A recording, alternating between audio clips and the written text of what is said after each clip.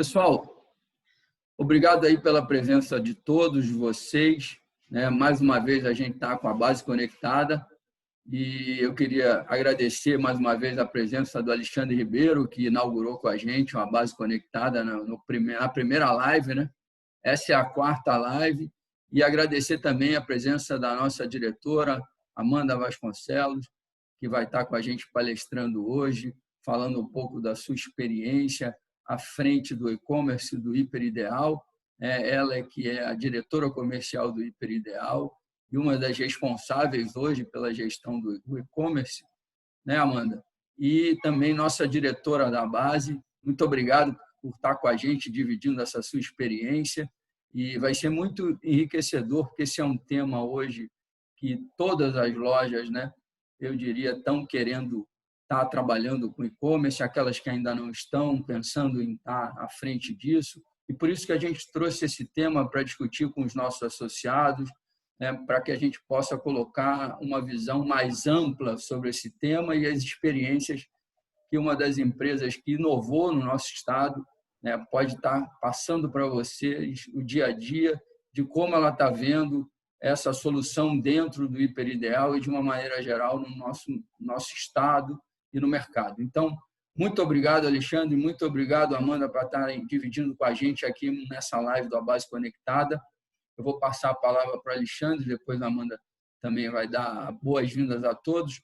Então, vamos começar. Essa é a quarta edição da Base Conectada. A gente vai falar sobre a transformação digital dos supermercados, né? A transformação digital dos supermercados, desafios e benefícios. Então, é um tema muito amplo, com muita coisa interessante para a gente falar. Boa noite, Alexandre. Boa noite, Marlon. Muito obrigado pelo convite. Para a gente estar com o pessoal da base é sempre um enorme prazer, né? Uma vez o Joãozinho falou que eu era o paulista mais baiano que ele já tinha conhecido. Eu achei o máximo isso. Gostei muito. Então, é sempre um prazer estar junto com o pessoal da base, junto com essa galera agradabilíssima aí da Bahia. E hoje a gente tem um assunto bastante relevante para tratar, né? Eu acho que a questão do digital está pegando e está fazendo um movimento muito importante nesse mercado, trazendo alguns para o rumo e tirando outros do rumo, né? Vamos falar um pouco sobre isso, né, mano? E o que nós temos para discutir hoje é assunto bacana, assunto agradável e assunto legal.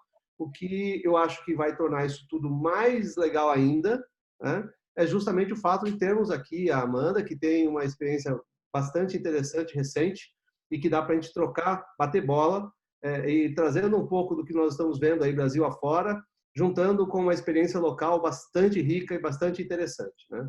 Certo, dona Amanda? Certo. Boa noite a todos. Obrigada aí, Mauro, pelo convite. Obrigada, Alexandre, por estar participando com a gente aqui na base. É um prazer estar colaborando aí com a base.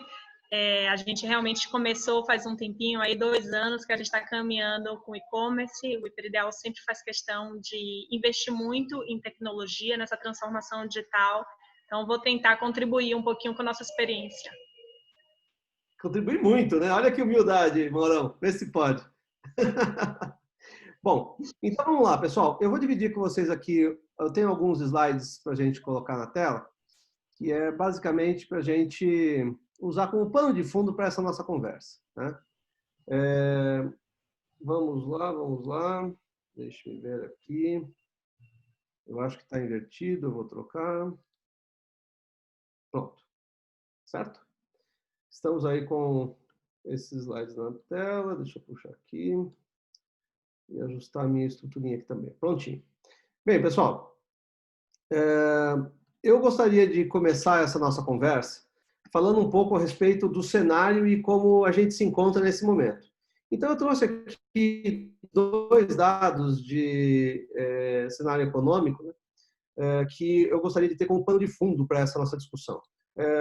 As variações que nós temos visto do e-commerce recentemente, né, elas não estão acontecendo à toa. Elas foram incrivelmente impulsionadas pela pandemia, pelo momento econômico e diversas variáveis que têm se movimentado nesse cenário. Então, vamos olhar um pouco para isso, para a gente entender o que está por vir e o que já está acontecendo, né? A primeira questão, eu queria chamar a atenção aqui nesse gráfico do lado esquerdo.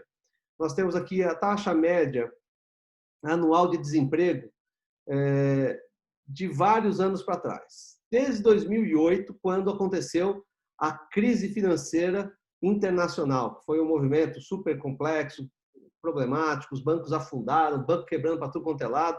E aquilo que era para ser uma marolinha, né, de acordo com alguns aí, acabou se transformando numa tsunami que varreu muitos negócios e modificou muita economia brasileira, mundo afora, né? E esse problema todo que aconteceu em 2008 deixou o Brasil, em 2009, com uma taxa de desemprego de 8,1. Cresceu, explodiu o desemprego ali naquele momento. Foi para 8,1. Né? Depois disso, nós vimos um outro movimento acontecendo. Então, a querida nos deixou no meio de uma crise, né? E essa crise se arrastou 14, 15, 16, nos deixando, ao final desse período, com 12,7 de taxa de desemprego, que, para aquele momento, foi um recorde. Né? Bem, logo depois disso, a gente viu o desemprego caindo, chegando em janeiro desse ano a 11,2. E isso foi muitíssimo interessante, porque o desemprego tem uma correlação praticamente direta com o crescimento do varejo.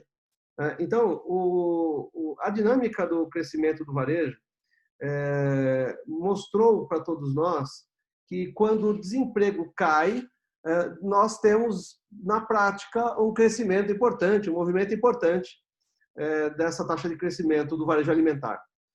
E o que está acontecendo, basicamente, é que o desemprego tem subido assustadoramente.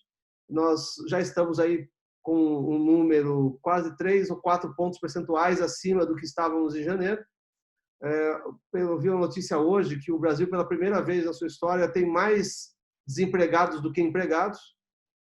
E os especialistas do segmento estão olhando para o final do ano e prevendo uma taxa de desemprego superior a 17%, perto de 18%.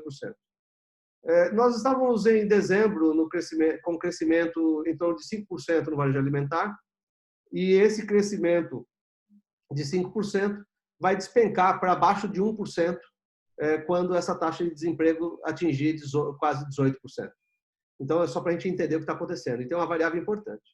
Se o desemprego estiver com 17,8%, provavelmente o crescimento do varejo vai ser quase nulo, perto de 1%. Se isso acontecer perto de 1%, significa que nós estaremos perdendo volume, porque o custo de aquisição das mercadorias tem crescido a ordem de aproximadamente 5 pontos percentuais. Então, a nossa inflação interna está perto de 5%. 5% de inflação interna, com crescimento de vendas de menos de 1%, eu estou perdendo pelo menos 4% em volume. Esse é o movimento que tende a acontecer. Bem, com 17,8% de desemprego, olhando para as crises anteriores, dá para entender a magnitude do que nós estamos vivendo e o que a gente tende a viver nos próximos períodos por aí. Naturalmente, isso iria se espelhar no PIB também. Então, as projeções mais próximas estão apontando para uma queda de PIB de menos 6,3%, ou seja, cair 6,3 pontos percentuais de PIB. É realmente complexo. O PIB de menos 6 é para chorar. Né? E se a gente vê o que os efeitos anteriores causaram, lá em 2009 nós tivemos menos 0,13, quase empatou. Depois, lá com a Dilma, nós tivemos menos 3,55, menos 3,31. Agora nós estamos falando do dobro. Né? Então, assim, é uma situação delicada. Aqui eu acho que nós temos que prestar atenção. E aí, eu trouxe aqui um resuminho de algumas perspectivas que podem impactar em aumento de desemprego, que o aumento do desemprego pode trazer para a gente em termos de mudança de comportamento de compra. Né? Então, para nós é muito importante entender, porque o consumidor é que dá o tom nas lojas. Né? Então, a gente precisa entender o que está vivendo o consumidor para entender o que pode acontecer dentro das lojas. Quando nós desenhamos essa tese de quais seriam os primeiros impactos, os principais impactos, praticamente não tinha nenhuma delas acontecendo ainda. Mas, nesse momento, nós já estamos vendo elas se materializando. Né? Então, primeira coisa, redução e corte de gastos optando por produtos mais baratos, o tal do trade down. Esse já é um movimento que já está ocorrendo. Fim da fidelidade a algumas marcas. E aí, as marcas líderes tendem a sofrer demais com esse processo, né? E a fidelidade às lojas também tende a diminuir com o aumento da procura por preço, né? Redução da compra por impulso, isso para a gente é péssimo porque dá margem, né?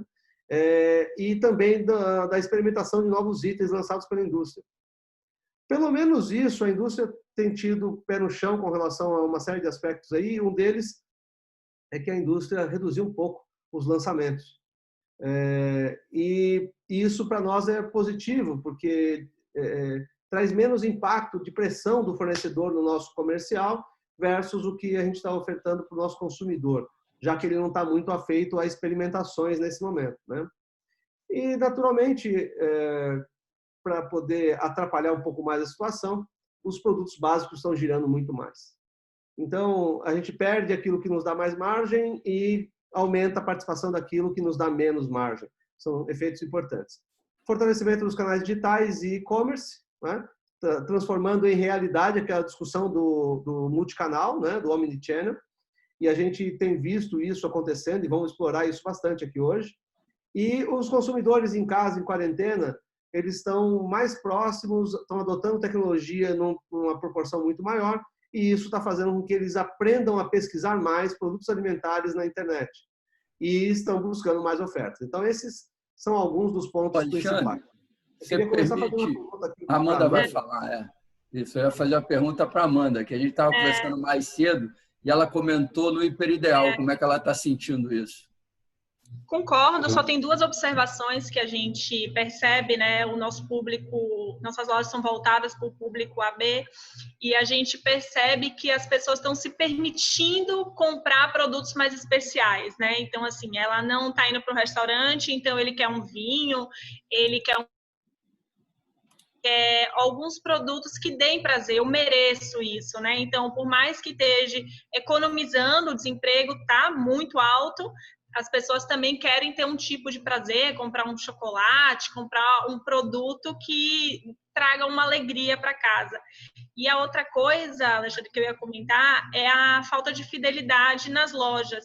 Nesse público AB, a gente também percebe a fidelidade, eles procuram não só o preço, mas eles procuram uma loja limpa, eu acho que é uma coisa que veio para ficar. O Covid trouxe isso, essa sensação de limpeza. Loja suja, as pessoas ficam com medo de ir, com muita gente, muito bagunçado, empurra-empurra. E isso, por mais barato que seja a loja, eu acho que tem um público grande que vai se afastar desse tipo e procurar lojas realmente sem conflitos, mais espaçosas, que tenham álcool em gel nas lojas, que tenham a sensação de limpeza, né? Eu acho que esse vai ser um ponto que vai ficar para o pós-Covid. Eu queria até te fazer uma pergunta sobre um outro aspecto também, Amanda. A gente tem visto muito essa questão da indústria com produto líder de categoria, né? E a gente percebe que, de acordo com a classe social, há uma perspectiva de enfraquecimento de algumas marcas líderes, né? Em função do valor agregado e outros aspectos. Você tem percebido, você tem notado alguma preocupação dessa natureza por parte da indústria quando você está em negociação? Não, por enquanto não. E a gente está vendo as marcas líderes saírem muito bem. O desempenho das marcas líderes no nosso, que é público AB, né? Volto a frisar isso, que é muito importante. O público AB está ficando muito fiel. E no e-commerce mais ainda, né? Porque ele já vai direto na marca, na busca que ele quer. Eu ia falar uma marca aqui que tem um fornecedor para puxar a sardinha dele, mas pode ter o concorrente, eu não consegui ver. Mas tem alguns itens que o cliente já vai especificamente no líder mesmo e nem pesquisa outros. Pois é. Você sabe, olha como são as coisas, né? A gente fez um acompanhamento em algumas regiões diferentes e em perfis diferentes de lojas. Nós já temos, por exemplo, em Santa Catarina, Rio Grande do Sul, em Minas Gerais, nós vimos isso também agora recentemente em Natal, já está havendo uma substituição muito forte nas lojas que trabalham para um público mais popular, com relação ao tipo de produto que ele está levando. O trade down está muito forte em algumas regiões. Para você ter uma ideia, nós tivemos aí um caso do Rio Grande do Sul, em que, não, perdão, de Santa Catarina, em que os produtos da cesta básica, os itens mais básicos, eles tiveram mais de 22% de crescimento em termos de participação de categoria. E isso já derrubou a margem da empresa de uma forma assim muito, muito, muito importante. Então, essa discussão, ela para nós é sempre crítica, porque quando a gente fala de um perfil de negócio sofrendo, você pode ter, e o exemplo que você está mostrando é exatamente evidente para isso, você ter um perfil sofrendo mais e outro perfil sofrendo menos. Por exemplo, eu tenho um cliente de atacarejo crescendo 2 dígitos forte, muito forte. Né? Por outro lado, eu tenho cliente de loja express bombando de vender, batendo 35% de margem. Né? Então, assim, são muitas diferenças, muitas estruturas de público e respostas diferentes também para esse movimento, né? Então, acho legal ver essa diferença de comportamento, porque o nosso público ele tem que entender isso. Em regiões diferentes, o comportamento do consumidor será diferente, já está sendo. Então, a gente percebeu uma evolução com relação a uma defasagem com relação à evolução do cenário. Então, as lojas que estão nas capitais e região metropolitana, elas foram atingidas primeiro por todos os efeitos que a gente viu até agora. As lojas do interior demoraram um pouco mais para ter esse tipo de situação. Mas eu tenho, interior de São Paulo, a questão de 2 semanas atrás, falando de efeitos que na capital já tinha acontecido 1 mês e meio antes. Eu tenho cliente no norte que a situação praticamente não se alterou. Então, assim, isso tem tido uma dinâmica muito interessante. Então, o padrão que nós encontramos é grandes cidades e capitais sofrem primeiro os efeitos e, na sequência, você vê o interior. E agora nós estamos falando já de uma outra dimensão. As lojas com público AB têm um comportamento e as lojas com público CD têm outro comportamento bastante diferente, né? Vamos lá. E até no nosso público, os momentos diferentes, né, Alexandre? Assim que começou a pandemia, as pessoas realmente não estavam nem aí para o preço. Nosso público, ele queria produto, ele queria se abastecer independente de quanto custasse. A gente, inclusive, congelou preços até em respeito ao consumidor, ao desemprego, né? Muita gente ficando desempregada, a gente não queria se aproveitar desse momento de forma alguma. E hoje não, hoje a gente já percebe as pessoas falando sobre os preços, que está caro, que aumentou, mas ele quer produto bom. Então, a gente não está percebendo ainda essa migração forte, não. Uma coisa que a gente também notou é que, mesmo nas redes mais populares, com público mais popular, o consumidor se agarrou mais ao nível de serviço. Então, todo mundo estava olhando para a questão preço. O preço. Ok, não deixe parecer que você está fazendo qualquer movimento abusivo, né? Cuide disso. É um momento importante para você cuidar da imagem, inclusive. Mas o consumidor está atrás mesmo de nível de serviço. Ele parece que quer lojas que ele possa confiar, ele quer lojas que ele tenha essa sensação de limpeza, como você comentou, e isso vai ficar com um novo default, né? Um novo padrão. Então, acho que já fica uma primeira dica aí para o nosso pessoal. Não deixem o nível de serviço cair. Atendam bem, atendam melhor, porque esse é o momento de gravar no consumidor as emoções positivas. Se você deixar o seu nível de serviço cair, a chance dele trocar você é muito grande. Isso já é perceptível em alguns lugares, né? E outra coisa de nível de serviço, Alexandre, é que as pessoas estão muito sensíveis, muito nervosas, né? Então, assim, elas não querem ir para o supermercado para ter um pingo de estresse. Ela quer chegar lá, ser bem atendida. Ela já tem muito problema. Ela está desempregada, ela está com o filho em casa, gritando, não tem escola. Então, já está um caos a vida das pessoas. Então, qualquer coisa fora da linha certinha vai estressar mais ainda o cliente. Então, é um momento importante de investir no atendimento aos clientes também. É verdade. Não vamos esquecer de uma coisa super importante, né? Que nas rodas mais íntimas a gente sempre fala. Aquele que sair com o mesmo peso que entrou e casado dessa pandemia, nossa, esse está no céu, né? Ainda bem que a gente trabalha com supermercado, a gente está trabalhando normal, então eu não sei o que é ficar trancada em casa com o marido e com crianças, porque senão corria risco. Vamos lá, então. Né? Bem, a gente tem que se perguntar, né, que é como se manter no jogo, e eu quero pegar uma questão aqui importante e usar os dois exemplos que nós vimos aqui, né, Amanda? A gente tem visto por aí gente festejando o crescimento das vendas, aumento de margem, soltando rojão mesmo, como se tivesse feito alguma coisa para que isso acontecesse. Né? Então, eu queria chamar a atenção daqueles que estão festejando, por um lado, e daqueles que talvez o pêndulo vai para o outro extremo, né, que estejam olhando para isso de outra forma, estejam desesperados, correndo atrás de redução de despesa. A gente tem visto aí várias e várias empresas fazendo isso. Tomem cuidado, a redução de despesa não pode acontecer aleatoriamente, só com ganho de produtividade, porque você não pode derrubar seu nível de serviço. E não se empolgue com o crescimento de margem e crescimento de vendas que geraram um lucro líquido maior. Todas as empresas varejistas do varejo alimentar estão com lucro líquido maior nesse período. Pouquíssimas estão com resultado abaixo. Pouquíssimas. Mas daqui para frente isso tende a ter alguma diferença. Então, não se empolgue. Isso é muito importante. Né? E trouxe aqui para a gente relembrar algumas medidas prioritárias, né, para a recuperação rápida de receitas, resultados e tudo mais. Começando aqui, quanto mais alto nesse gráfico, maior é o nível de impacto que essas ações podem trazer para o resultado. Quanto mais para a direita, mais rápido é implantar.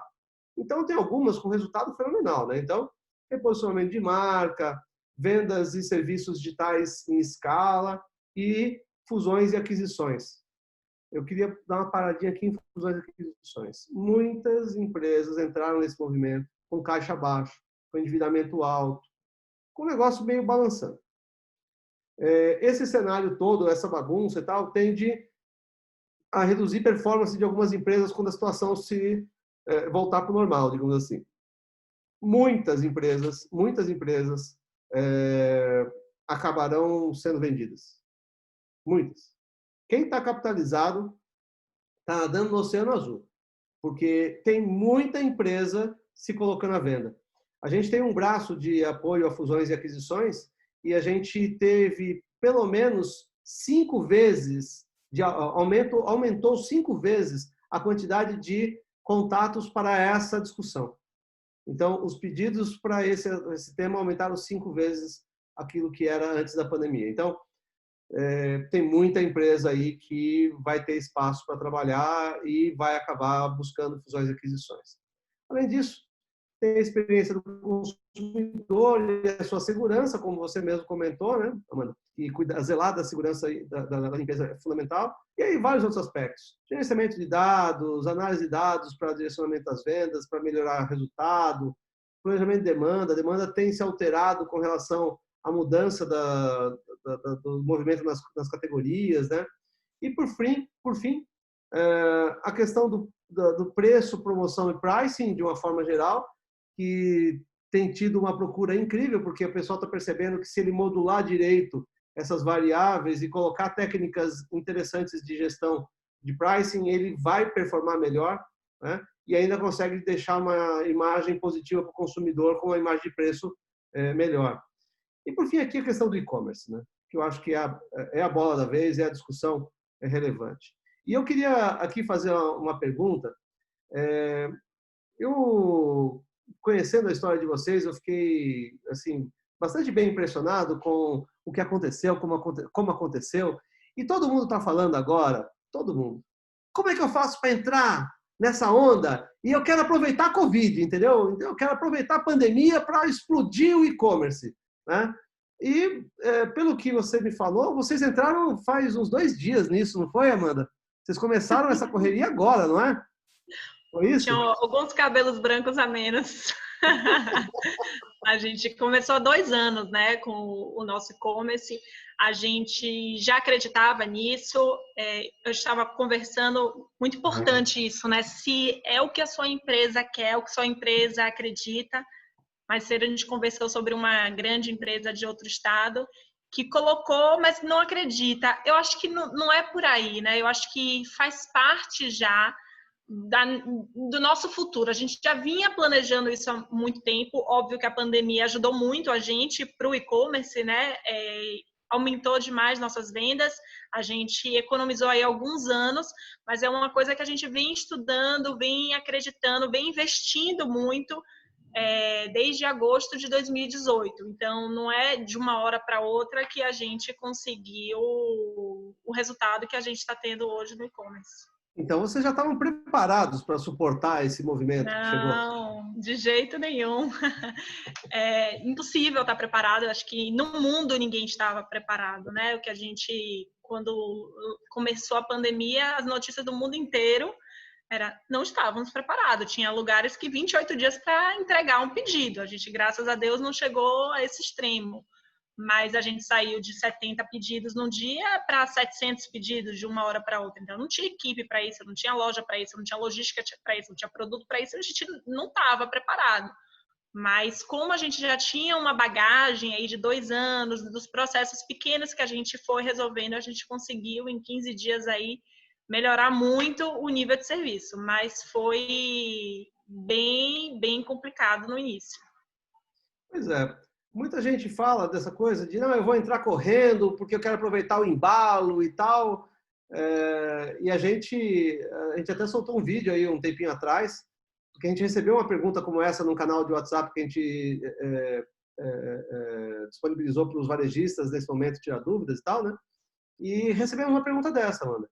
Assim, poxa, até por isso que eu brinquei no começo, né? Assim, perguntaram para a gente simplesmente assim,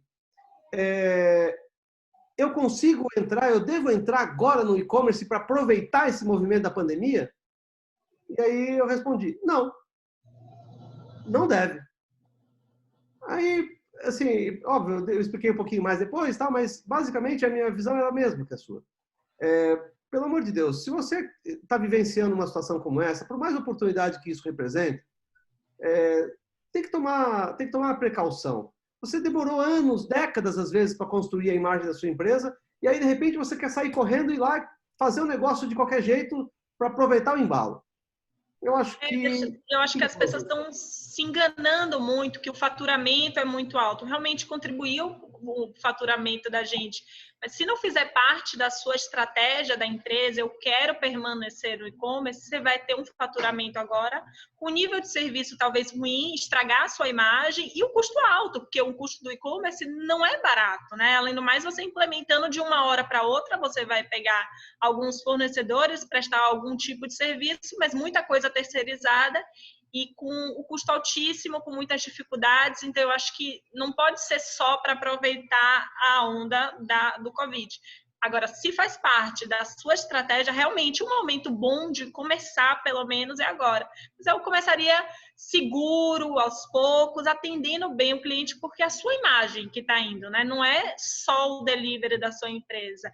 Se você tem um delivery ruim, o cliente na cabeça dele, a sua empresa inteira é ruim. Então, você pode ter a melhor loja do mundo, se você tiver o delivery, no final você não presta, né? Então, as duas coisas conversam muito, o online e o offline. Então, tomaria muito cuidado, mas que realmente é uma oportunidade. A pandemia é sim. Uhum. Na verdade é uma oportunidade, mas é uma oportunidade para aquele que está preparado para aproveitar, né, Amanda?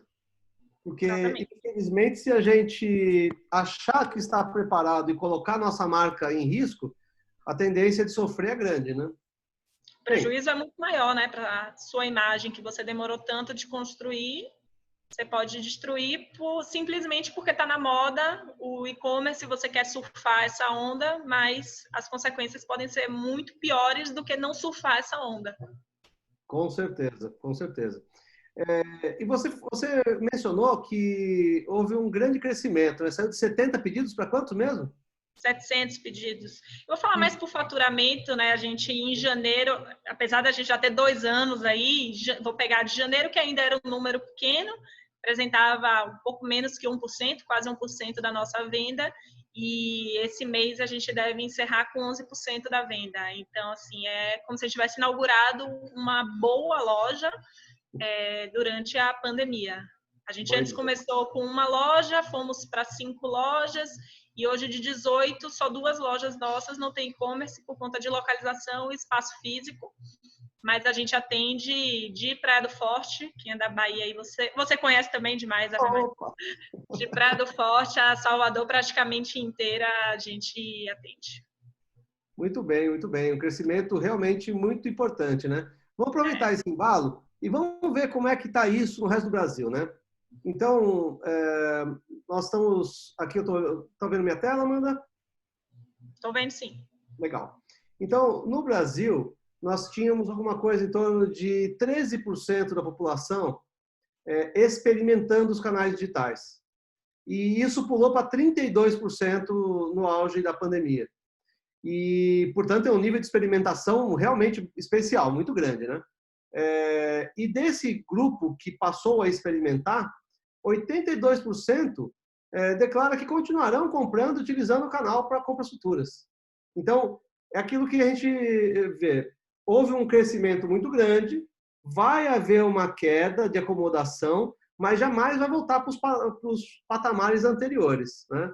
E se a gente legal isso, Alexandre, desculpa te interromper. Eu sou sou apaixonada pelo e-commerce, né? Eu sou consumidora do e-commerce, acho o máximo. E sempre conversei muito com minhas amigas, provocava elas, por que você não compra no e-commerce? Como assim? É muito bom. E a maioria não, eu gosto de ir no supermercado, vou deixar outra pessoa escolher meu tomate, a maçã do meu filho, de jeito nenhum. E com a pandemia tiveram que experimentar, né? Por obrigação. E aí eu conversei com algumas amigas, e aí, você que nunca tinha pensado em comprar no e-commerce, teve que experimentar, vai continuar depois? E assim, todas elas falaram, vou continuar, mas quero ir para a loja. Eu tenho prazer de ir na loja, mas eu percebi que eu não preciso ir para a loja para comprar coisas chatas, para comprar produto de limpeza, que eu não tenho prazer nisso, ou até hortifruti eu não gosto de escolher, vocês estão escolhendo bem para mim, então eu prefiro manter assim. Mas eu gosto de ir para comprar um chocolate diferente, gosto de ir para comprar um queijo, gosto de escolher meu vinho na loja, gosto de ver lançamento. Então, isso é importante, né? A pessoa, o supermercadista não tem que ter medo que vai, se ele for para o e-commerce, ele não vai mais frequentar a minha loja. Não, as duas coisas se complementam. Ele pode ir na sua loja, olhar o que ele quer comprar e pegar o celular e comprar pelo celular mesmo dentro da loja para entregar na casa dele, porque ele não está com saco de pegar fila ou de escolher o hortifruti que dá trabalho, botar no saquinho, levar no elevador de casa, ele já quer receber tudo. E, por outro lado, ele pode pegar o celular em casa, olhar os produtos, mas querer comprar na loja. Falar assim, não, eu quero ver realmente esse produto. Então, uma coisa complementa a outra. Para mim, a gente não tem esse medo de, se eu investir no digital, eu vou tirar o meu consumidor da loja. Não, eu tenho que ter lojas cada vez melhores para o meu consumidor querer comprar no e-commerce, mas ele também ter prazer de ir na minha loja, ele achar legal a experiência de ir numa loja minha. Então, eu acho que isso é importante, que eu vejo muito supermercadista com medo. Não, vai acabar com minha venda, vai acabar com minha loja. Não, pelo contrário, você vai criando uma afinidade ainda maior com o seu cliente. Vamos lembrar o seguinte, né, Amanda? O grande negócio do e-commerce é você conseguir oferecer para o seu consumidor mais uma forma de atendê-lo, que esteja de acordo com a conveniência que existe para ele, né? Quando isso acontece, você aumenta a aderência desse consumidor ao seu negócio. Por outro lado, existe a experiência, né? A experiência, por exemplo, eu adoro, eu tenho meus queijos preferidos, mas eu gosto de ir até a loja e descobrir um queijo novo, né? E é mais difícil fazer isso com a interação digital, por enquanto, né? Então, a experiência em loja, ela é fundamental e ela vai continuar sendo importante. Agora, o varejista que não entender que essas coisas são complementares, ele vai deixar de aproveitar algumas oportunidades. Por exemplo, um cliente nosso não tinha o e-commerce e montou. As vendas dele cresceram 2,8%, quase 3% com o e-commerce. Aí nós implementamos, além do site, um aplicativo. Quando nós colocamos o aplicativo foi suficiente para empurrar as vendas dele mais 2%. Então, ele estava com alguma coisa perto de 4,5% das vendas dele acontecendo pelo e-commerce. Só que, quando entrou o aplicativo, as vendas pelo aplicativo apareceram e as vendas do site cresceram também. E uma coisa curiosa, o ticket médio na loja melhorou. Então, nós começamos talvez a trazer um perfil de consumidor que talvez estivesse um pouco mais na rebarba, né, um pouco mais na fronteira, e que talvez não estivesse comprando tanto com ele. Então, ou seja, estou falando isso porque com esse movimento da pandemia, muitos movimentos aconteceram diferentes. E muita gente que está conseguindo agregar ao consumidor esse serviço de o digital através do click collect, né? Através do site, através do app, está dando um conjunto de soluções que o consumidor se sente melhor atendido com isso. E isso eleva a relação dele, o nível da relação dele com você. Portanto, tem potencial para ganhar mais. Esse é o grande ponto. Deixa eu só responder uma pergunta aqui que chegou para mim, do Eduardo, me perguntando se o preço praticado no e-commerce do Hiperideal é o mesmo praticado na loja física, especificamente produtos de hortifruti perecível. Todos os nossos preços são iguais, loja e o e-commerce, 100% igual. Às vezes, a gente lança algumas ofertas específicas para o e-commerce. Então, às vezes, o e-commerce está, inclusive, mais barato do que a loja física. Mas, ao contrário, nunca acontece. O que está na loja física sempre está no e-commerce também. Deixa eu aproveitar esse gancho.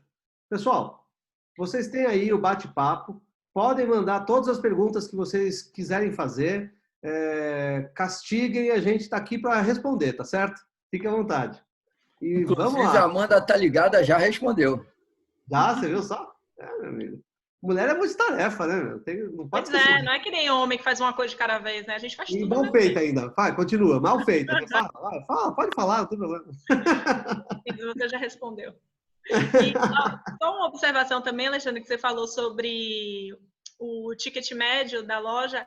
Interessante isso, que às vezes tem muitos lançamentos dos fornecedores, é uma discussão que eu e o Joãozinho tem sempre, inclusive hoje a gente estava discutindo sobre isso com o fornecedor, que as gôndolas não aumentam, né? Então a gente não consegue tanto lançamento. Mas tem lançamentos que são muito interessantes realmente e que a gente não investe muito, o consumidor, a gente expõe muito pouquinho na gôndola e acaba não desempenhando muito bem. E eu recebo muito feedback de, nossa, eu nem sabia que esse produto tinha no Hiperideal. Então, o ticket médio do e-commerce também é mais alto e acaba divulgando alguns produtos que, às vezes, a loja não expõe tão bem. Faz todo sentido. E a gente está vendo o que está acontecendo com a história do ticket está subindo, né? A quantidade deu uma concentrada, né? Diminuiu um pouquinho, mas o cupom médio está crescendo de forma importante. Bem, esses 82% formam um público muito importante, né? Mas quando a gente olha para a faixa etária, é lógico que os millennials e os mais jovens, eles estão aderindo mais. Mas o que me chama sempre muita atenção é o público de 55 anos ou mais. Você pode ver como eles têm crescido a participação, né? E eles ainda dizem que eles vão ainda aumentar mais. Então, isso é importante para nós, porque uma parte importante do nosso consumidor são as pessoas mais idosas também. Então, temos que olhar para isso. Só que quando a gente olha Brasil perto dos outros países da América Latina, por exemplo, a gente vê diferenças importantes, né? Então, nós temos lá o México crescendo 10 vezes, o Peru crescendo 6, o Brasil e a Colômbia crescendo perto de 2,3 vezes o seu movimento de e-commerce, né? Então, são comparações importantes para nós. Agora, olhando para quem já é maduro, para quem já tem uma estrutura importante de digital, a gente vê que 17% dos consumidores americanos estão trocando de loja devido à disponibilidade do comércio eletrônico e às considerações de higiene. Isso é importantíssimo, né? Aborda dois assuntos que a gente já está tratando aqui, né?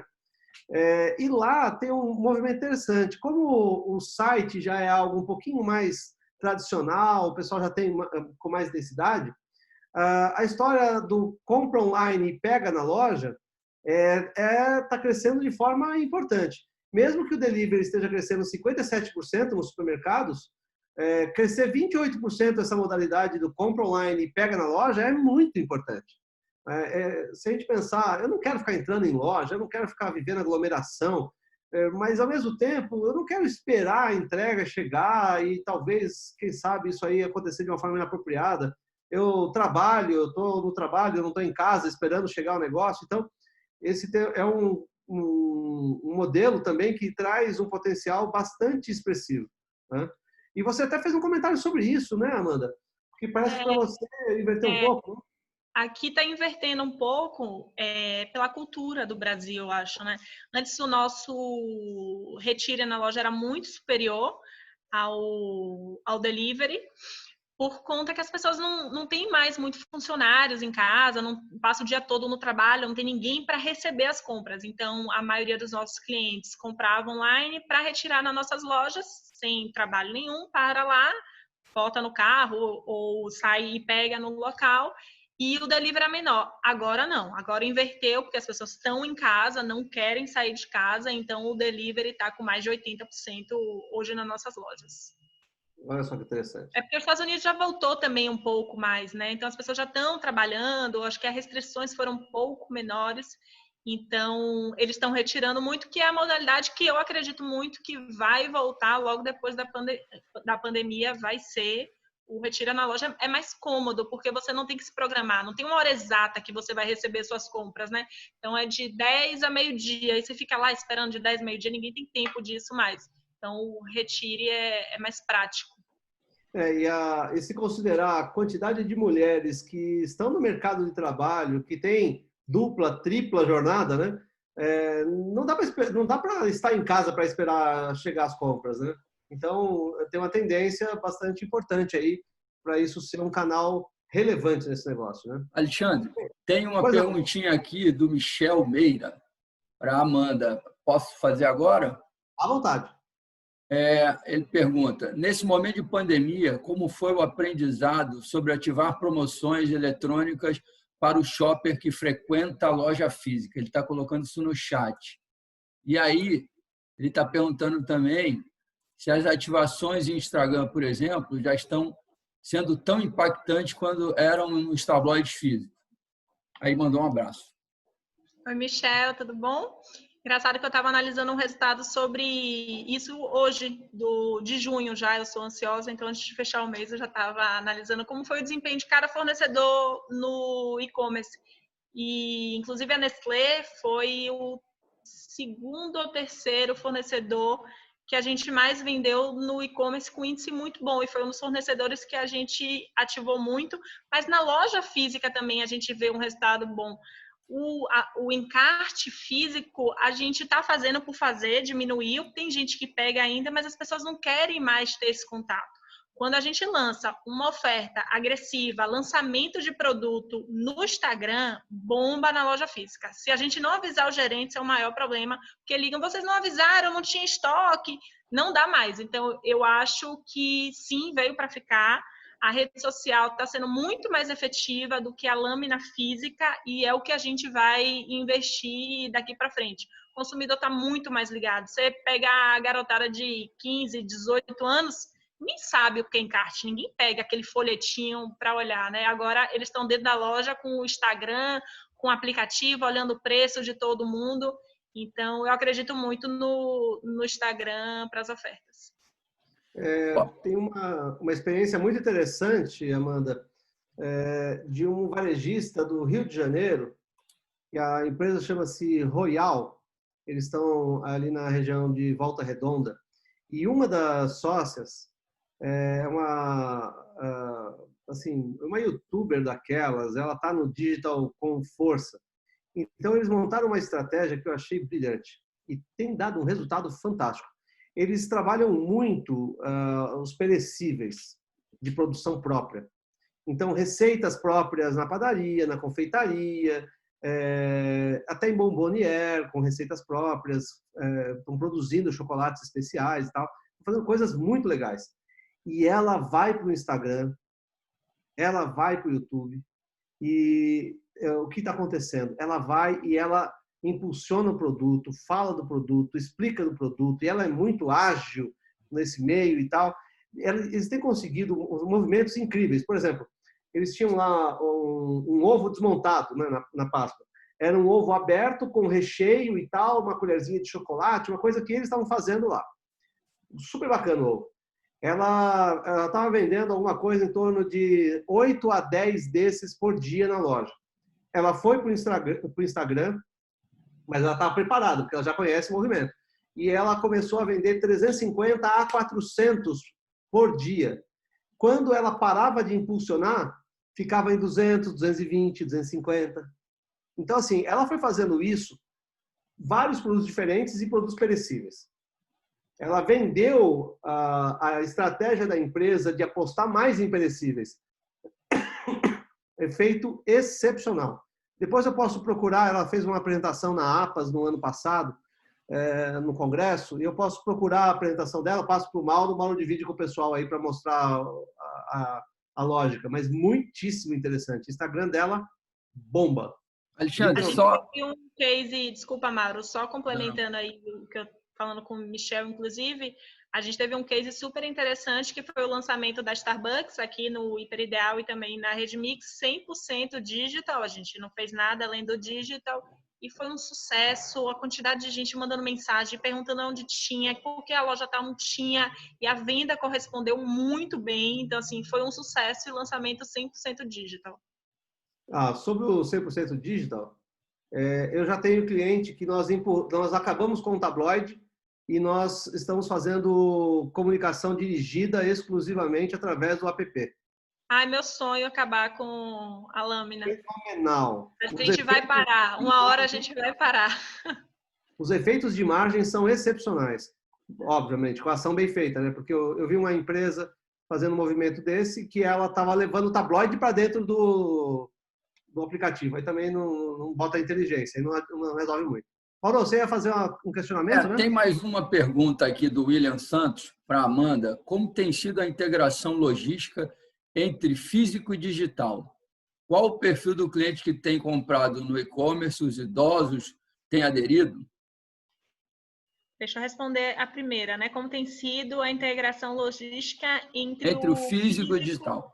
Digital. Deixa eu ver se é isso que você queria perguntar, William. A gente não sai do centro de distribuição os produtos do e-commerce, da venda online.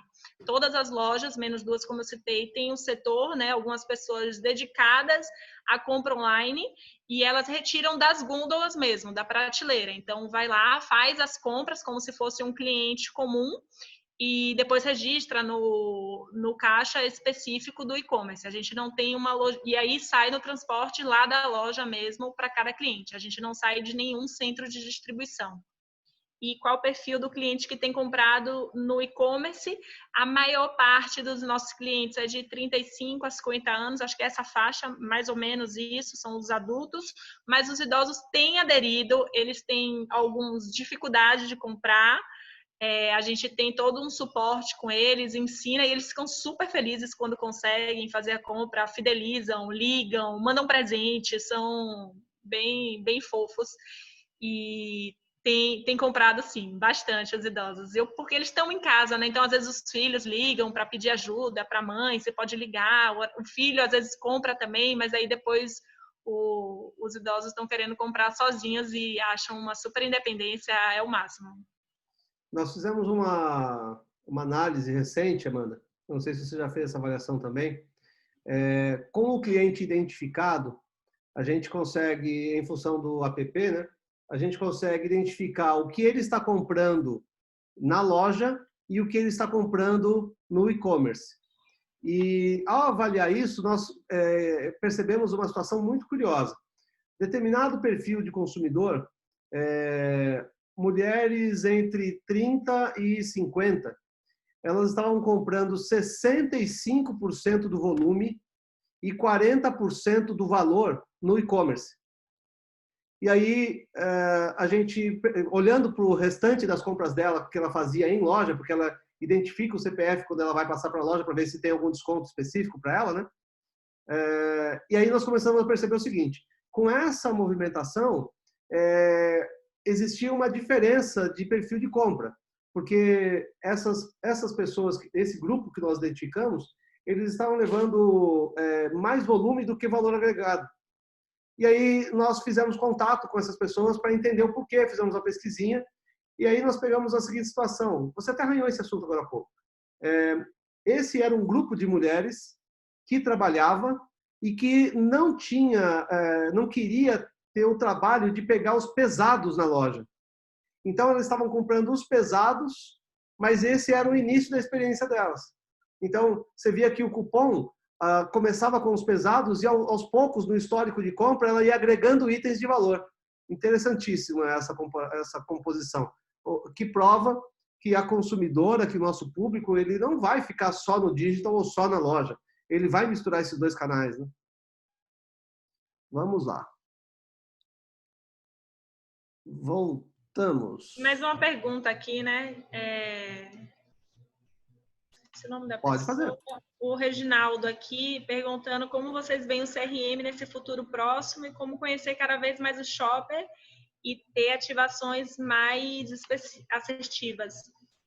Eu acredito muito no CRM, eu acho que a gente tem que conhecer cada vez mais o nosso cliente, fazer ofertas dedicadas a ele. Um exemplo que todo mundo usa, mas eu vou usar, não adianta eu oferecer fralda para quem não tem bebê em casa, né? Não adianta eu oferecer cerveja para quem não toma cerveja, por algum motivo. Então, conhecendo seus clientes, você consegue ser muito mais assertivo e direto nele, e tem várias estratégias que você pode utilizar, né? Você pode ver o seu cliente que nunca mais comprou e oferecer um produto para ele que vai chamar, que estava sempre na lista de compras dele. Você pode tentar aumentar o ticket médio desse cliente. Então, tem várias coisas que você pode utilizar com o CRM. A gente está atrasado com o CRM, a gente começou muito discretamente, paramos porque resolvemos nos dedicar realmente ao e-commerce. A gente recebeu muita proposta de empresa de CRM, mas o que eu sempre defendi é que não adianta ter um CRM para dizer que eu tenho um CRM, só para identificar e eu não ter nenhuma ação. Você precisa estar estruturado para analisar essas informações do cliente, tratar e oferecer algum benefício para ele. Porque só por ter, eu sou um pouco contra. Então, a gente está evoluindo aí, porque, para mim, é o futuro. Eu tenho que identificar cada vez mais os detalhes máximos de cada cliente. Agora, Amanda e Alexandre, uma pergunta para vocês dois. Vocês não acham que o CRM e o e-commerce eles se completam? Se você usar, por exemplo, eu tenho comprado muito através do e-commerce, usar o meu perfil das minhas últimas 5, 6 compras e me oferecer uma coisa dentro daquilo que eu venho comprando nas últimas 4, 5 semanas, um desconto e alguma coisa dentro do meu perfil, você não acha que eu vou comprar mais? É por isso que a gente começou pelo e-commerce, Mauro, porque a gente queria conhecer os nossos clientes e começar a testar o CRM como se fosse um CRM só do e-commerce. Então, a gente começou a desenvolver algumas ações específicas para os clientes, paramos um pouco por conta da pandemia, né? Acabou focando muito em atender os clientes e não nas ações promocionais, mas é bem por aí. A gente agora já está com muita informação para começar a tratar, para depois virar um CRM de toda a loja, né? Não só do e-commerce. Mauro, mais ou menos, faz todo sentido a sua pergunta, ela é coerente. Só que tem uma coisa curiosa sobre a prática do dia a dia das empresas que têm e-commerce. Olha que absurdo, menos de 20% das empresas que têm e-commerce extraem valor verdadeiro, valor real do e-commerce. Perdão, do e-commerce não, do CRM. E o que está por trás disso? Às vezes as empresas se empolgam com a ideia de eu vou comprar um software de CRM. Desculpa, mas um software de CRM não resolve sua vida, né? Porque ou você tem uma estratégia de relacionamento com o shopper, ou você tem a capacidade de fazer a análise do que está acontecendo na vida dele, ou então você não vai conseguir tirar valor disso. Eu até dou uma dica para quem quer testar o poder do CRM sem implementar um CRM, faça o seguinte, pegue a sua base de cupons e vai extrair valor do cupom. Você vai entender um comportamento, você não vai saber o nome da pessoa, quem é ela, mas se dali só a base de cupons, que já está na sua mão, você já tem esse dado. Só a análise dos cupons é capaz de gerar um nível de riqueza astronômico, fantástico. Nós temos cases e cases e cases desse tipo de coisa. Você pode fazer isso. Então, esse dado já está na sua mão, não requer que você vá atrás de nenhum outro grande software, e você vai desenvolver o interesse pela informação e a habilidade para lidar com a informação. Quando você conseguir extrair valor disso, vai ser natural que você queira saber quem é que estava comprando aquele produto que você viu, né? Então, tem um caso célebre lá dentro da R Dias de um cliente nosso. Nós pegamos os cupons para analisar e descobrimos o seguinte. O cliente, e eu não sei quem é ele, tá? Mas o cliente que comprava linguiça toscana perdigão na brasa deixava uma margem de 3 pontos percentuais menor do que quem comprava a linguiça toscana tradicional, do pacote, eu acho que de 600 gramas, 500 gramas, não lembro. Ele fala, pô, mas o que tem a ver com isso? Pô, tem um comportamento de compra. Quais são os itens que estão na cesta desse consumidor? O que está naquele cupom? Quais são os itens que acompanham o cupom do Omo? Você vai lá e faz oferta de Omo. Tá bom, mas o que mais o cara compra quando compra Omo? Será que eu tenho aí a oportunidade de compensar a perda de margem do Omo, porque a Unilever não me deu uma boa negociação com aquilo que está na cesta dele? Então, assim, tem muito valor para extrair dos dados que já estão dentro de casa. Então, uma dica para começar. Se você for por aí, você vai ter um início bem interessante. Dá para trabalhar nisso. Certo, dona Amanda? Vamos lá? Vamos lá que o tempo urge. Ruge, como dizem, né? Tem muito assunto polêmico, né? Tem. Vamos lá. A Amanda falou que as vendas cresceram, saíram lá de 2%, se não me engano, né, Amanda? Para 11%. De 1% para 11%, né? Olha como foi nos Estados Unidos, né? Como a coisa está sendo na prática. Antes da pandemia, veja que não é só o Brasil que tem pouca participação do e-commerce no alimentar. Não é à toa que a Amazon montou um projeto chamado Fresh para vender produtos perecíveis, hortifruti. Eles têm uma rede de lojas de hortifruti lá, que eles estão usando para teste. Não é à toa que eles compraram Whole Foods. Né? Eles estão querendo entender como é esse negócio, porque é uma fronteira de digitalização. Talvez, de todo o varejo, o alimentar deva ser o último a estar entrando nesse processo. Eu acho que do varejo, talvez só as funerárias que vendem caixão vão entrar depois do varejo alimentar, porque o resto, né, já tem aí a Magalu da vida brincando à vontade. Então, antes da pandemia, eles estavam ali perto de 2% a 3% de participação das vendas do e-commerce. Aí eles tiveram um pico durante a pandemia, girando em torno de 8% a 10%, não é muito diferente do que a gente está vendo aqui. E, na medida que alguns estados foram saindo, deu para perceber que eles se assentaram ali mais perto de 5% a 7%, que é um número que a gente espera que perto de 8%, entre 7% e 8%, se estabilize o e-commerce aqui no Brasil também, pós-pandemia. Né? Só que é um número muito bom. A perspectiva, se não fosse a pandemia, ia demorar muito das pessoas experimentarem, ia demorar muito de chegar nesse patamar. Eu arrisco dizer que, se não fosse a pandemia, a gente, para chegar nesse patamar, você pode colocar 2 a 3 anos de muito esforço. No mínimo, viu? Para chegar em 10, 11, é muita coisa. Só que, gente, eu acho que a Amanda deve concordar comigo. Fala-se tanto do e-commerce, né? Mas as pessoas talvez nem entendam direito quais são os desafios que estão por trás dele. Então, eu trouxe aqui um slide para mostrar para vocês mais ou menos como que é essa brincadeira. Né? Então, todo mundo olha para o e-commerce e vê um site, vê um app, e aí o que ele faz? Eu quero entrar no e-commerce. Aí o que ele faz? Procura um site, procura um app, né? E acha que com aquilo, a expectativa é que com aquilo resolva. Só que eu trouxe aqui mais algumas questões para colocar, para dar uma pimentada, né? O que importa do iceberg é o que está para baixo da água. E aí, o que está para baixo da água é aquele sofrimento que a Amanda comentou, e a gente vai explorar um pouquinho mais dela agora sobre isso, que ela comentou do sofrimento, da dificuldade, do desafio, antes mesmo do negócio aparecer. Né? Então, quando a gente está falando de ver o e-commerce nascer, primeira coisa, nós temos que pensar em mix de produto, controle de estoque. Gente, sem controle de estoque, o seu e-commerce vai custar o dobro do seu concorrente. Porque você vai precisar ficar fazendo interação com o consumidor. A cada pedido que ele colocar no e-commerce, fala, escuta, eu não tenho aqui o requeijão X, eu tenho só o Y, pode ser? E aí você vai ficar fazendo isso com um monte de produto, porque o seu estoque não bate. Ele escolheu, estava disponível, mas na hora que você foi separar, não achou. Né? Aí você tem uma política de preço.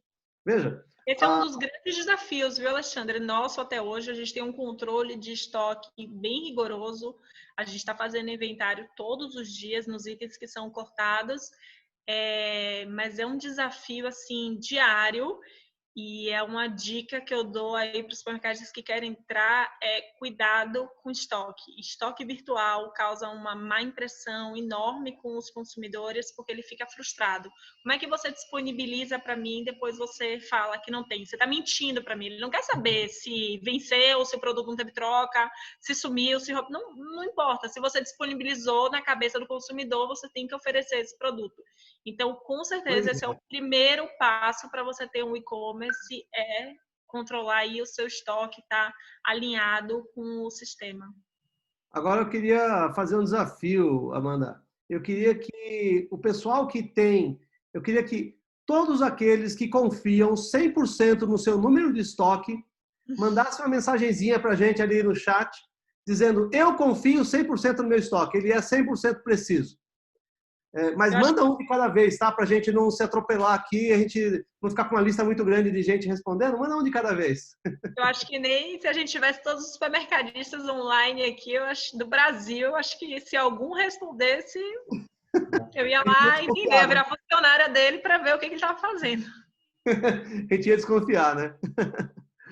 Bem, além dessa questão, que é extremamente crítica, nós ainda temos a política de preço. Você viu que foi a primeira pergunta a respeito disso, foi, escuta, mas como que é o preço? É diferente? É igual, né? Então, tem cuidados específicos a serem tomados, todo o marketing vai ser diferente. Você precisa ter um controle de entregas e uma eficiência para a entrega. A entrega é o calcanhar de Aquiles, não é, Amanda? É difícil, a questão logística, aí eu faço equipe própria, terceirizo, uma terceira é caro, o próprio é inexperiente, é um inferninho isso aí, né? Aí eu vou passar por todos eles, depois eu quero ouvir um pouco da sua opinião sobre essas questões, tá, Amanda? Aí tem o controle de devoluções. Devolução é um problema, não podia acontecer. Os indicadores de performance, de qualidade, de timing, atendimento, que você precisa ter sobre a operação da retaguarda. Controle dos pedidos, o processo de separação. Nossa. A separação, essa daqui machuca. Aí tem todo o monitoramento do andamento disso tudo. Ó, João falando que confia no estoque dele, viu? Boa, João. O que foi? Joãozinho disse que confia no estoque dele.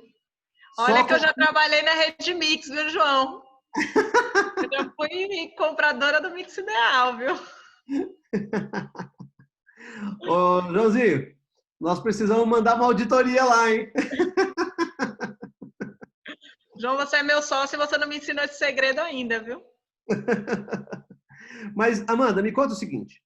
Nós temos lá muitas questões, né? Entre elas o estoque, a separação, o controle de pedidos, a própria entrega. Onde pegou mais para você? Onde deixou você com mais dificuldade? Até que você conseguisse estabelecer bons processos. Ai, olha, eu acho que essa imagem que você botou aí resume bem, porque não consigo falar uma. Cada momento a gente teve uma dificuldade diferente. Antes da pandemia, foi muito de sistema. Só que eu tinha zero problema de entrega, zero problema de qualidade de produto, porque eu tinha pouquíssimos produtos, então não tinha como errar. Eu não tinha como pegar o produto errado. Eu tinha poucas pessoas trabalhando no e-commerce, mas elas tinham pouquíssimos produtos para separar. Então, separava com muita calma, com muito cuidado, ligava para cada cliente, perguntando como foi, sabia nome, sobrenome, dia do aniversário. Aí veio a pandemia, você não consegue mais ter esse nível de detalhe. A gente teve que contratar muita gente para conseguir dar conta da demanda e as pessoas inexperientes, né? Não tinha, olha, eu quero uma pessoa que saiba separar 15 mil itens. Não, ninguém sabe separar, ninguém sabe onde fica na loja física. A gente, por outro lado, também estava com muitas baixas na loja, né? Porque teve que afastar gestante, idoso, hipertenso, diabético e por aí vai. Então, a gente começou com a mão de obra que não era qualificada. Então, a separação no início da pandemia foi um caos. A gente tinha muito problema de produto errado, muito problema de atraso, né? Como a gente já falou, a logística tinha muito problema.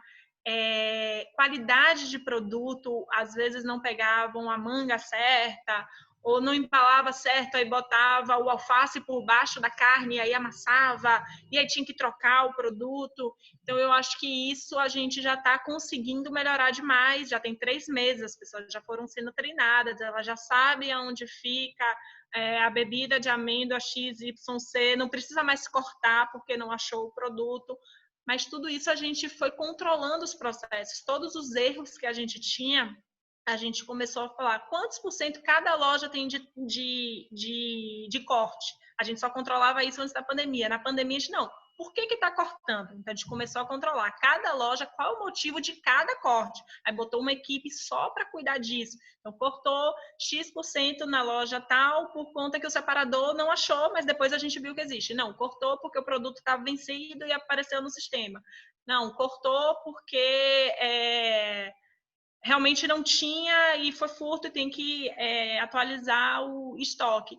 Então, foi uma série de problemas e isso precisa estar muito bem estruturado, muito bem estudado, todos esses caminhozinhos para evitar o problema com o cliente.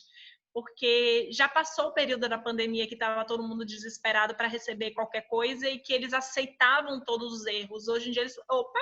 Você já tem 3 meses nessa brincadeira aí. Você não pode mais errar comigo, não. Estou pagando caro, quero receber no horário. Não é nem a mais e nem a menos, porque se você entregar 1 hora antes, eles também reclamam, porque eu não estava programado para receber 1 hora antes. Então, tem que ser dentro do prazo, certinho, nos minutos, bem embalado. O entregador tem que estar de máscara, sorrindo, deixar suas compras na porta da sua casa. Então, não é simplesmente botar na gôndola e ter uma caixa com sorriso passando suas compras, não. É um processo todo. Se o produto está com uma validade boa, se está estragado, se não está estragado, né? Então, é muito cuidado no que você vai separar e mandar para casa do cliente. Tem um outro aspecto aí, Amanda, eu queria ver como vocês trataram. Quando a gente fala de fazer a separação em loja, isso dá um trabalhão, né? Então, eu queria saber de você o seguinte, vocês estavam fazendo a separação no ritmo que os pedidos chegavam ou você montou algum processo diferente para isso? A gente tem o agendamento dos pedidos, né? Então, se você comprar agora na nossa loja, você escolhe qual período que você quer. Se você quer receber amanhã de 9 às 15, se você quer receber amanhã de 15 às 20, se você quer receber daqui a 2 dias, daqui a 3 dias. Então, isso é o primeiro passo da nossa organização, né? A gente pega os que estão agendados por horário e por ordem que foi feito o pedido. Então, eles vão separando, pega todos os pedidos que são de 9 às 15, imprime todos por ordem que foram feitos para começar a separação.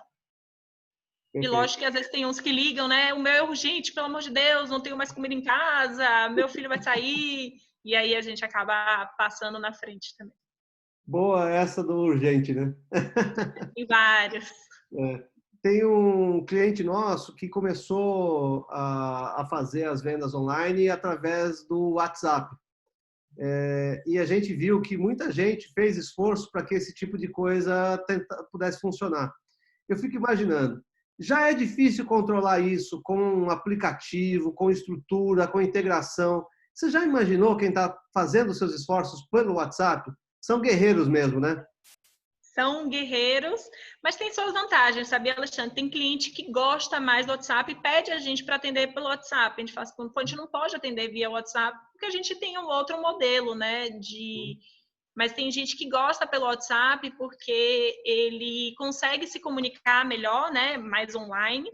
E ele consegue outros meios de pagamento e só na hora do faturamento. Tem gente que tem medo de pagar antes. A gente teve muito caso desse no início da pandemia. Mas se eu não receber, como é que eu vou pagar antes? Então, assim, você tem que passar uma confiança para o cliente que você vai entregar realmente tudo que ele pediu.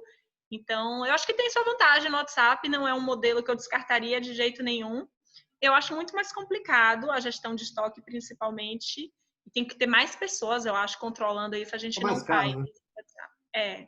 Aí o WhatsApp é menos eficiente, né?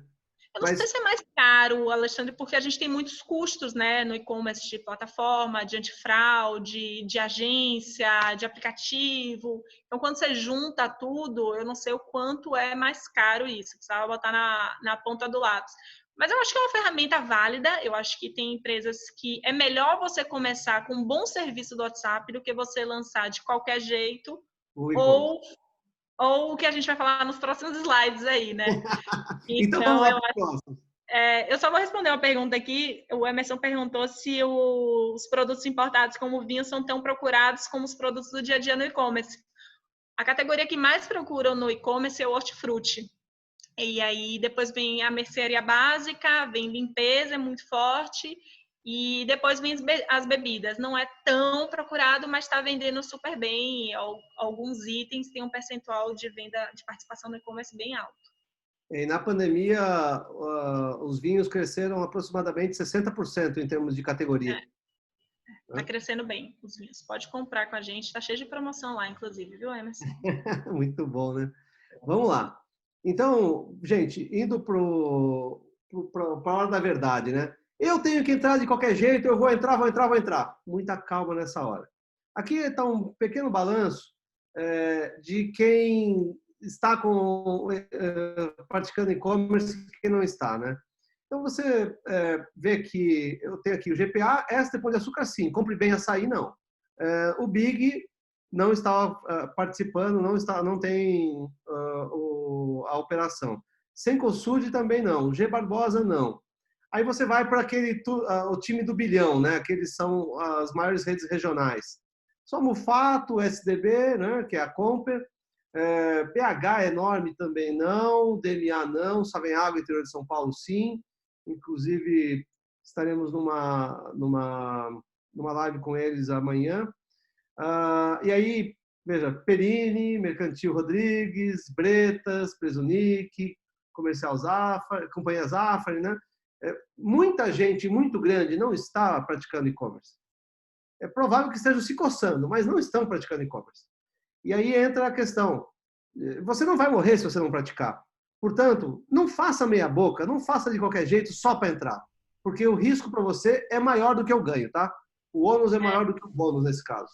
Não precisa estar no e-commerce para ter o sucesso do seu negócio. Acho que cada negócio tem que olhar qual é o seu pilar, qual é a sua meta para o futuro, qual é o seu objetivo com isso. Entrar por entrar, você vai desistir no meio do caminho, para começar, né? Você vai ter prejuízo, você vai ter muita dor de cabeça, vai falar, eu não quero mais esse negócio para mim não, tá louco? Então, você tem que querer, tem que fazer parte realmente da sua estratégia. Exatamente. Bom, eu queria agora passar para um assunto, gente, que ele é relevante. São os novos entrantes. A coisa do supermercadista parece que sempre tem um jeitinho de ficar mais apertada, né? Então, e arrumar um jeitão de ficar mais apertada. Infelizmente, os grandes players do segmento eletrônico, né, perceberam que o supermercado foi o que menos sofreu. Porque eles fecharam todas as lojas, despencaram venda, tiveram problema pra caramba. Um ou outro se deu bem, a maioria se deu muito mal. E aí agora a gente está vendo quem é que está entrando em supermercado, né, nesse segmento de supermercados. Magazine Luiza, Magalu, já é o maior vendedor de sabão em pó do Brasil, tá?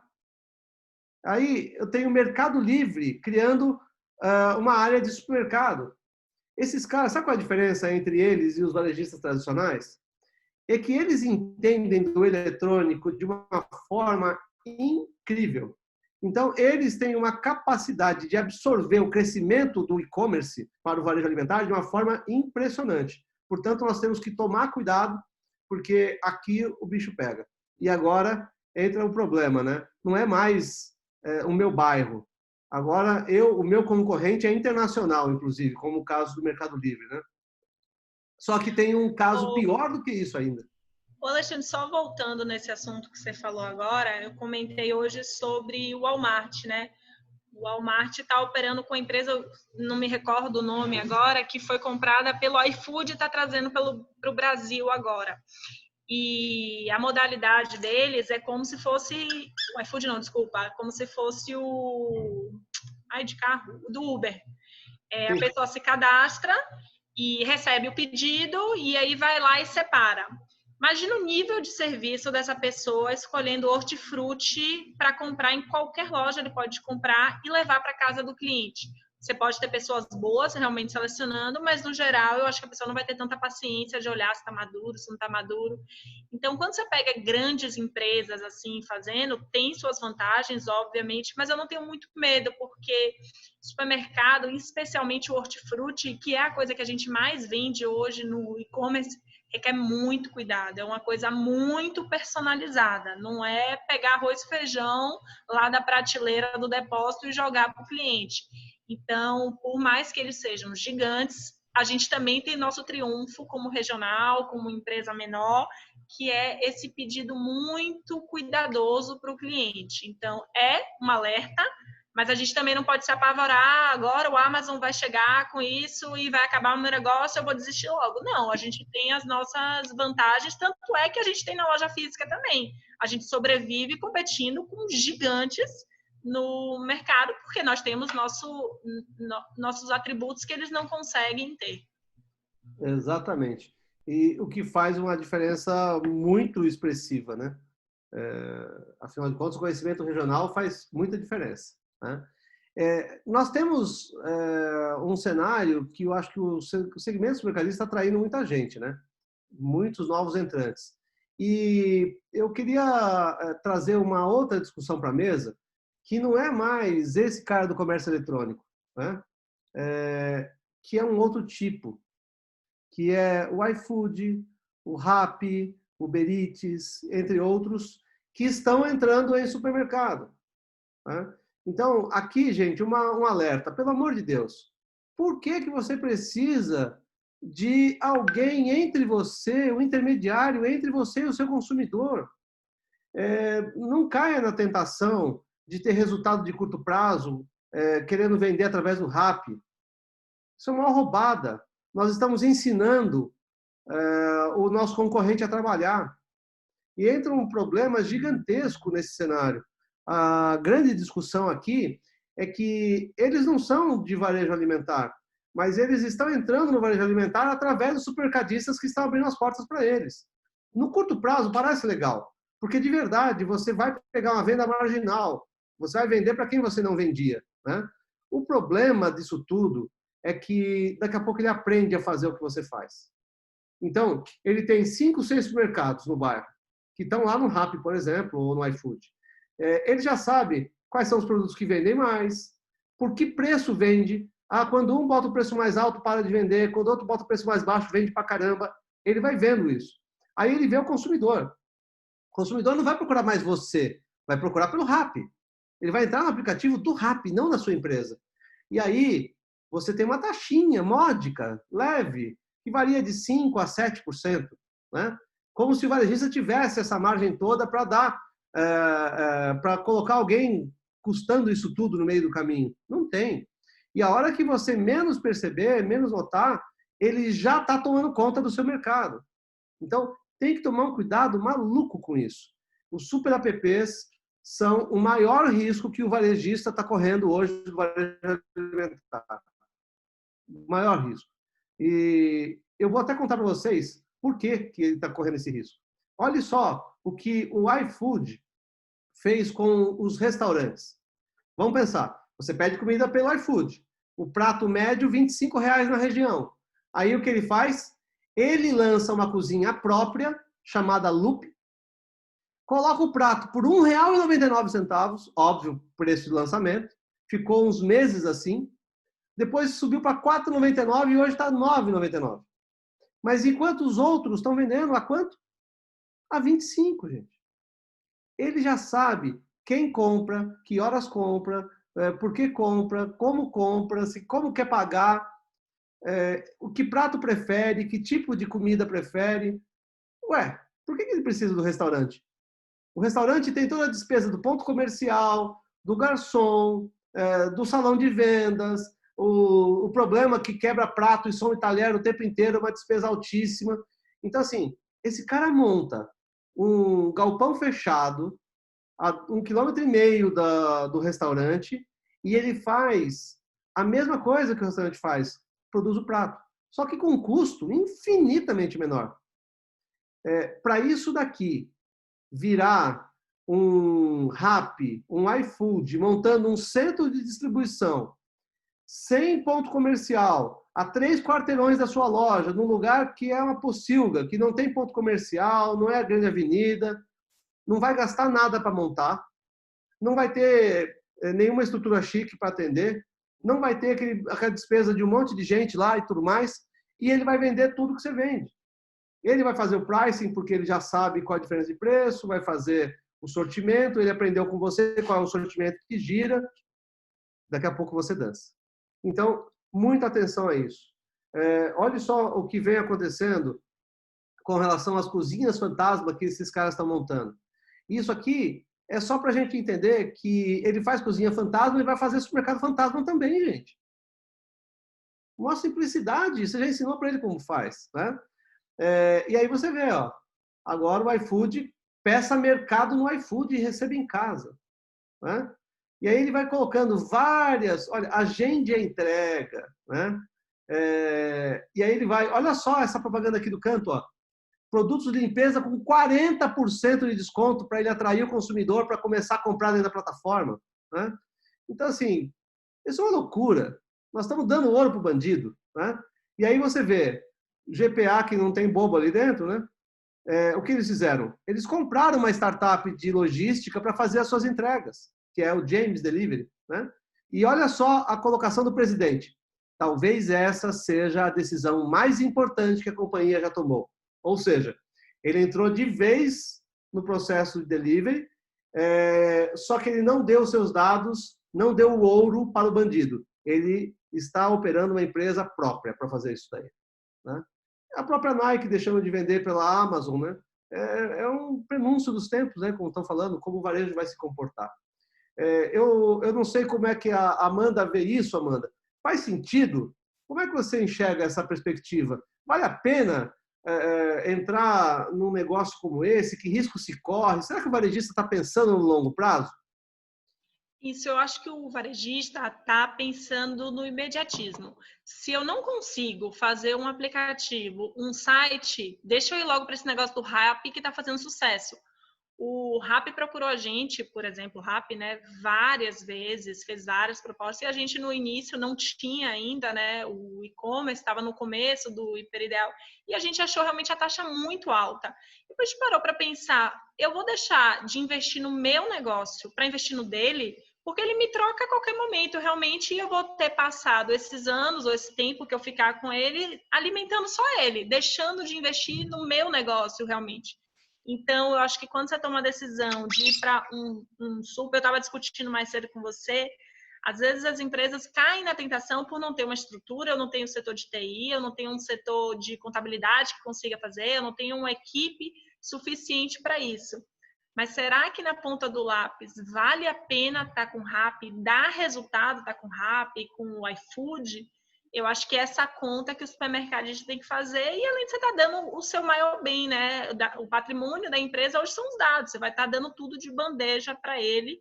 Então, eu sou um pouco contra, a gente acabou não fechando com eles, no início muito pela taxa, porque a gente ficou realmente balançado, a proposta é muito boa, ele te mostra o quanto você vai faturar mais, o quanto o seu ticket médio vai ser melhor por causa do Rappi. Mas aí, quando a gente começou a pesquisar muitos supermercadistas que já trabalham, conversei com muita gente, conversei com Santa Luzia, fui na loja olhar a operação do Rappi lá, o dono de lá reclamou dos funcionários do Rappi. Eu falei, pô, se eles não têm um funcionário bom, eu vou ter esse custo também. Então, o custo dos funcionários acabaria sendo meu também, porque eu não confio na equipe deles separando os produtos, eu não sei a qualidade desses separadores. Vão estar na minha loja muita gente também circulando, estranha. Então, é uma tentação, principalmente agora na pandemia, mas eu acho que tem que analisar bem se você realmente quer partir para esse modelo. Pois é.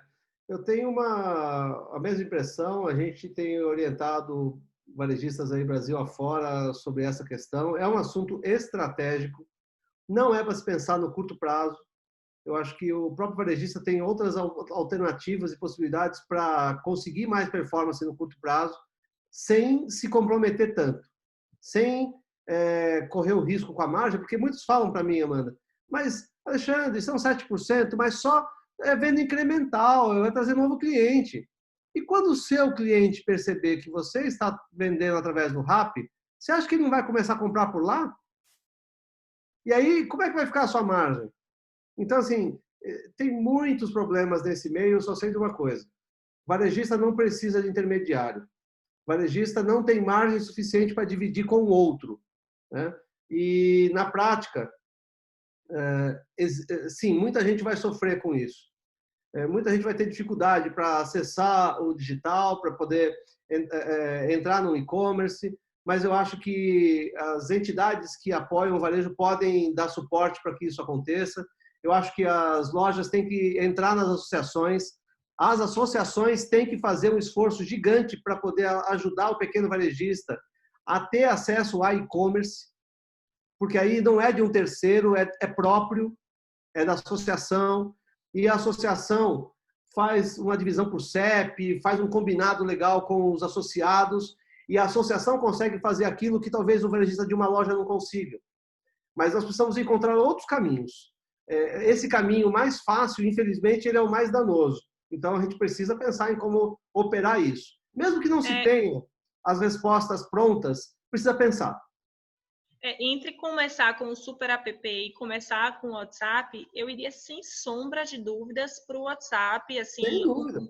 Uma coisa menor, vai aos poucos, vai conhecendo o seu cliente, o perfil, o que ele precisa, qual o prazo que você tem de entrega, a interação com o cliente é muito maior do que já começar com um super investimento, botando outras pessoas dentro da sua empresa, dentro da sua loja, para se comunicar com o seu cliente. Quando a gente questionou muito ele sobre a entrega, como é, a qualidade, não, mas se tiver algum problema, é a Rappi. Não é a Rappi, ele está entregando a minha sacola, ele está entregando o hiperideal. Então, o cliente não quer saber que não foi o hiperideal, que foi a Rappi que separou alguma coisa errada. Não, ele acha que foi o hiperideal. Então, se o entregador for lá de bermuda e não for de máscara, não é o Rappi, não é o iFood, é o hiperideal, porque ele, na cabeça, comprou com o hiperideal. Então, eu acho que realmente é complexo para os pequenos. Eu tenho essa preocupação, conversei com você hoje mais cedo sobre isso, de como se a gente está investindo há 2 anos e teve muito trabalho para fazer e continua tendo todos os dias uma série de dificuldades, de desafios, para um pequeno que não tem tanta estrutura e não tem tanto investimento, às vezes, em TI, vai ser muito mais difícil, eu sei disso. Mas eu começaria aos poucos. Eu acho que o WhatsApp é uma solução super eficiente, funciona super bem em restaurante, muitos restaurantes têm muito aplicativo agora de WhatsApp, né, que você faz pedido, que tem um cardápio. Então, mas eu não começaria com um super app também não. Eu assino embaixo, concordo, e eu acho muito precária a decisão que pode entrar por esse caminho aí. Eu acho que tem que evitar. E é aquilo que eu falei, eu acho que os varejistas têm que se unir mais. Se eu não tenho acesso a uma tecnologia, porque pode custar muito, e eu não tenho ninguém de TI que me apoie, que me ajude para resolver as coisas, ninguém de processos que me ajude a montar os processos de separação, controle de pedidos e tal, que eu vá para dentro de uma associação, e a associação é uma rede de compras que tem a obrigação de, em função de ter um núcleo, um grupo, um ajuntamento de varejistas, providenciar aquilo que o varejista sozinho não consegue. Eu acho que aí também aumenta a atratividade das associações, das redes de compra, e não fica mais aquela coisa só do discutindo comprar junto, né? O comprar junto é importante, ele é realmente muito importante, mas todo o resto tem um potencial gigante para gerar performance, e esse assunto é um deles, né? Eu acho que tem que apostar mais nisso. Pô, Amanda, infelizmente nós estamos chegando no fim. O nosso tempo aqui está dando no minuto, estamos em cima, e eu vou passar a bola para o Mauro. Tem mais uma perguntinha aqui do Eduardo. Não só uma. Não. Acho que essa é a única que ainda não foi respondida. Ele colocou agora, ele pergunta para a Amanda, no caso da separação dos hortifruti, estou olhando no site e noto que vocês divulgam um produto com descrição, porém informando um peso aproximado. Vocês trabalham com algum percentual ou margem para atender o peso mais próximo que o cliente pediu, ou vocês faturam o peso final separado? A mesma situação no caso do queijo com diversos pesos. Essa foi uma coisa que a gente quebrou um pouquinho a cabeça no início também. Ninguém pede 1 quilo de maçã, né? 1 quilo de pera. Não sei quanto tem 1 quilo de maçã, alguém sabe? Não sabe. Então, as pessoas pedem, eu quero 8 maçãs, por exemplo. Mas a gente não sabe quanto vai pesar 8 maçãs e quanto... Eu não tenho um preço unitário do hortifruti e nem do queijo. Então, o que a gente fez? A gente pesou todo o hortifruti, tudo nosso pesado, e eu tenho uma média. Uma maçã pesa, em média, vou chutar, 15 gramas. Não tenho certeza, tá? Mas só um chute. E aí, quando você vai lá, pede 10, ele já vai informar para mim que vai dar aproximadamente 1 quilo. E a gente pesa e manda para o consumidor o que a gente realmente pesou, assim como o queijo. Não passando do valor que ele pagou. Se ele pagou R$10 no total, eu não posso mandar para ele R$10,50, mas eu posso corrigir o valor dele para R$9,90, por exemplo, e aí eu corrijo o valor na fatura do cartão dele. Então, a gente sempre bota aproximadamente o que ele vai receber e corrige quando for pesar. Isso é interessante também, Eduardo. E o queijo é a mesma coisa. A gente fez bandejas, né? Se você for olhar, você vai ver que o filé, a bandeja de queijo mussarela tem aproximadamente 250 gramas. A gente criou um padrão. E uma dúvida que as pessoas têm muito é como é cobrado no cartão de crédito se eu não tiver o produto.